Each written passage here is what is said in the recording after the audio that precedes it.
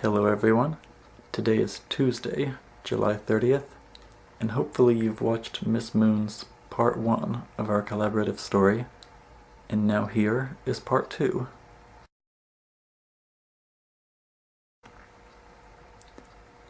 The boat was cutting through the waves with amazing speed, or at least it would have seemed amazing if Diana could stop her stomach from turning. Without loosening her grip on the sides of the boat, she drew her knees up to her chest and buried her face between them. She wanted desperately to clear her mind of the endless sea around her, and of the hills and homes that once stood in its place. If only the boat would slow down for even a moment, she could get her iPod out of her bag and escape into the music. How could all of this even be possible? Clenching her teeth, Diana slowly lifted her face from her knees and peered over the side of the boat. There was definitely a merman pulling the boat. Where had the others gone? Was he the only one who could swim this fast? Where did they all come from? What had happened? Suddenly, she felt very lightheaded and drew away from the edge. Was it the endless sea and swiftness of the boat, or was it these unsettling questions that sent her head spinning? She tried to think of a song, any song, but her thoughts escaped her. Slowly, she laid back in the boat, finally loosening her grip on the sides, and drifted off to sleep. She awoke with a start when she felt someone shaking her shoulder. First, she saw nothing but the sky and didn't know where she was. Then she quickly sat up, finding herself in the boat with the merman floating at its side, with his hand on her shoulder. Floating beside him was another mermaid she hadn't seen before. A middle-aged woman, as far as Diana could tell, with long, wet brown hair. After rubbing her eyes and letting out an embarrassingly loud yawn, Diana looked around. The boat was pushed halfway out of the water onto a grassy hill. The land stretched as far as she could see. Was this now just another flooded island, or could it be a whole continent still above water? The grass grew all the way to the waterline, but looking below the water, she couldn't tell if there were submerged trees below or not. The sun was setting now. If they had gone north like she had asked, the sun would be setting to her left, but it was impossible to tell. The whole sky was orange, and the sun was nowhere in sight. She didn't want to be rude by asking, so she just climbed out of the boat, making sure she had all of her things, and kept looking around. "There's a road just beyond that clearing," the mermaid said. "It will lead you to a village. You'll be safe there." "But I need to find my dad. I think he's still in New York," Diana replied. The two merfolk looked at each other. Then the woman said, "We don't know where that is, but there is a wise creature living somewhere in these woods. His name is Dorian. Perhaps the villagers can help you find him." The merman added, "Yes, if anyone can help you, it's him." "Okay, thanks," she excitedly replied, turning and beginning to run toward the tree line. "One more thing," shouted the merman. Diana stopped and looked back. "Don't question his appearance or his existence the way you did ours. He's also very dangerous." What is he?" she asked. The merfolk shared a glance. Then the woman said, "We don't know. We've only heard stories, really." Then the man added, "Be careful. We wish you the best of luck."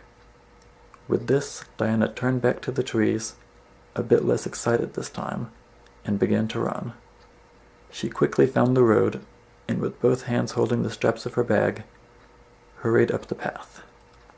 She had already slept enough, but it was getting too dark to be in the woods, so she hurried on, hoping to reach the village soon. After about 20 minutes of running, she followed a curve in the road and could now see a bright light up ahead. The small buildings at the top of the hill had to be the village, but they were consumed in flames that were raging out of control. Not knowing what else to do, Diana ran forward as fast as she could. Suddenly, something leapt from the trees and landed directly in her path. After a moment of seeing nothing but a pair of glowing eyes, Diana managed to see what it was that had stopped her. She was now facing the biggest tiger she had ever seen. She opened her mouth to talk, or to scream, or anything, but no sound came out. As the beast moved into the light cast by the fire, she could make out 2 large black horns growing out of his head, just above the ears. They would later remind her of a bull's horns, but right now they made this creature look like the devil. She tried to turn, to run, to faint, to give in to the returning sickness, but could not make a single movement apart from trembling. "Do not be afraid," the tiger spoke. At this, she should have been more afraid than ever, but maybe it was the softness in his voice, or the friendliness she saw in his eyes when he spoke, or maybe she had just convinced herself this was all a dream. But somehow she felt calmness wash over her, and looking back to the fire, she managed to ask, "What happened?" "We do not know," said the tiger. "Something evil has entered these woods. Go back where you came from." "I can't," she quickly replied. "The mermaids brought me here. They said I have to find Dorian." "We are Dorian," said another voice. As the tiger moved forward and turned to his side, his whole body was revealed.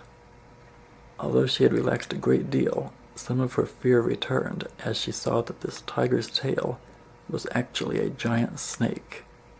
The snake's belly was silver.